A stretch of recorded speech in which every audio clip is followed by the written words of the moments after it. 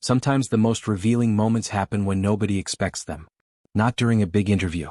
Not during a dramatic sit-down special. Just a regular conversation, spoken plainly, about something that quietly changed the shape of a marriage. That's what happened when Ripa opened up about a major lifestyle shift she and her husband, Mark Consuelos, made together, and the more you sit with what she actually said, the more it starts to feel less like a passing headline and more like a window into how these two have managed to stay so connected after nearly 3 decades side by side. Because here's the thing about Kelly and Mark that fans have picked up on year after year. It was never really about the fame or the studio lights or even the show itself. It's always been about the way they seem to move through life as a genuine team.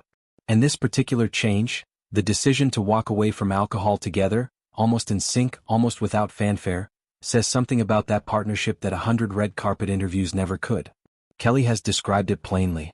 No drama, no rock-bottom moment presented for the cameras, no big public confession. Just two people looking at their lives and deciding together that something needed to shift. She's talked about how they weren't people who were drinking constantly or chaotically. It wasn't framed as an emergency. It was framed as a choice, a decision rooted in wanting something cleaner, calmer, more intentional. And what's striking is that Mark made the same choice at almost the same time. Not because she pushed him into it. Not because it was a rule imposed on the relationship. It happened in parallel, like two people who've spent so long paying attention to each other that they arrived at the same realization from two different directions. That detail matters more than it might seem at first. Anyone who has ever tried to build a shared healthy habit with a partner knows how rare that kind of alignment actually is. Usually one person is ready before the other. Usually there's friction or reluctance or someone quietly resenting the change. But when Kelly talks about this particular shift, there's no tension in her voice. There's almost a kind of quiet pride, the sense that this was simply something they did side by side, the way they've done most things since they were young actors on a soap opera set, falling for each other between takes. And maybe that's exactly why so many viewers responded to this story the way they did. It isn't really about alcohol. It's about the idea of two people continuing to grow in the same direction, decades into a marriage, at an age when a lot of couples start drifting towards separate lanes. There's something quietly comforting about watching two public figures, who could easily lead very separate lives given their individual careers, instead choosing to keep recalibrating together. Kelly has also connected this change to something bigger than just cutting something out. She's talked about clean living as a phrase that captures more than diet or drinking. It's almost a philosophy. A way of paying attention to the body, to energy levels, to how a late night out actually feels the next morning compared to how it used to feel in your 20s or 30s. And that honesty is part of why audiences trust her the way they do. She doesn't present this as some flawless wellness transformation. She's openly admitted there's still room for indulgence. A big, comforting breakfast on Sunday mornings, a treat here and there. It's not extreme. It's not punishing. It's balanced, described the way an actual person living an actual life would describe it, rather than the polished, unreachable version wellness culture often sells us. There's a reason that kind of honesty lands so hard with viewers. In an era where so much of celebrity wellness content feels curated within an inch of its life, Kelly and Mark's version feels almost refreshingly ordinary. It's not, I discovered a miracle routine. It's, we got older, we paid attention, and we adjusted. That's a story almost anyone watching can see themselves in, whether they're in their 30s wondering if their habits still serve them, or in their 50s recognizing that same shift in their own bodies. And that's where the relationship commentary really deepens, because this isn't just a health story, it's a communication story. Think about what it actually takes for two busy, high-profile people, each with demanding schedules, each with their own identity and career, to notice the same pattern in their lives and choose to change it together. That requires paying attention to each other. It requires the kind of ongoing conversation that doesn't announce itself as a big talk, but happens in small moments. In the car, over dinner, in the quiet hours after a long day of filming. Viewers have long sensed this rhythm between Kelly and Mark on their show, in the way they finish each other's thoughts or catch each other's expressions mid-sentence. This lifestyle change feels like proof that the connection people see on camera isn't just performance. It's a habit built over years of actually listening to one another. It's worth pausing here to ask why this kind of story resonates so much more than a typical celebrity health headline.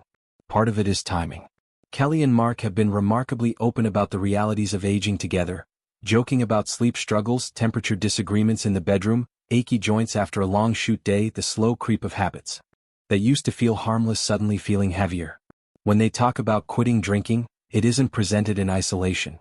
It sits inside this bigger, ongoing conversation about what it means to grow older while still showing up, every single day, in front of an audience that has watched them evolve in real time. And that's really the emotional core of it. Fans haven't just been watching two hosts read cue cards for years. They've been watching a marriage age in public in a way very few celebrity relationships allow. Most famous couples keep their day-to-day life carefully guarded, doling out curated details through interviews and social media. Kelly and Mark, by contrast, live a huge part of their relationship out loud on camera 5 mornings a week. So when Kelly casually mentions something as personal as choosing sobriety together, it doesn't feel like a press release. It feels like catching up with people you've followed for years and hearing an honest update on how they're actually doing. There's also something quietly instructive in how she framed the why. She didn't claim it solved everything. She specifically wondered aloud whether that clean living was part of what's kept their connection so strong. Not certain, not preachy, just reflective. Maybe that's the difference, she said, and that little bit of uncertainty is what makes it feel true rather than curated. Real people don't usually have perfectly packaged explanations for why their relationships work. They have hunches. They have theories they're still testing. Kelly offering that kind of humble, searching honesty is part of why she's remained so relatable through a career that spanned decades of fame most people can barely imagine. It also says something about family, because Kelly has been clear that this wasn't just about the two of them. She and Mark have talked about modeling healthy choices for their 3 kids, about creating a home where active living and balanced habits were simply part of the atmosphere growing up, not a rule enforced from above. When a couple changes a habit like this, it ripples outward. Their children have grown into adults who've watched their parents choose consistency over excess, partnership over separate paths, and self-awareness over pretending nothing needs to change. That's a quieter kind of legacy than a hit TV show or a decades-long career, but arguably a more meaningful one. None of this is being presented as some perfect blueprint, and it shouldn't be. Every couple's version of clean living looks different, and what worked for Kelly and Mark won't map onto everyone's life the same way.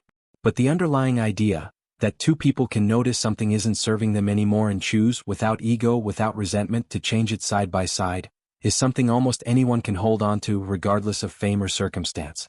Maybe that's the real reason this story keeps circulating years after Kelly first mentioned it, resurfacing again and again as fans rediscover it. It isn't really about what they gave up. It's about what that decision reveals. A marriage still actively choosing itself, still adjusting, still paying close enough attention to notice when something needs to shift, and brave enough to shift it together rather than apart. Perhaps the reason so many people remain invested in Kelly and Mark isn't simply because they've spent decades in the spotlight. It's because audiences continue to see something genuine in the way they navigate life together, the small, unglamorous decisions as much as the big, celebrated milestones. And maybe that's why moments like this stay with viewers long after the cameras stop rolling. So here's the real question worth sitting with. What's the version of that same quiet, unspoken change happening in your own relationships right now? The one nobody's announced but that's been shifting things all along. Let us know in the comments what stood out to you most about Kelly and Mark's story, and share the moment from their marriage that's resonated with you the most. Sometimes the smallest decisions really do end up telling the biggest story.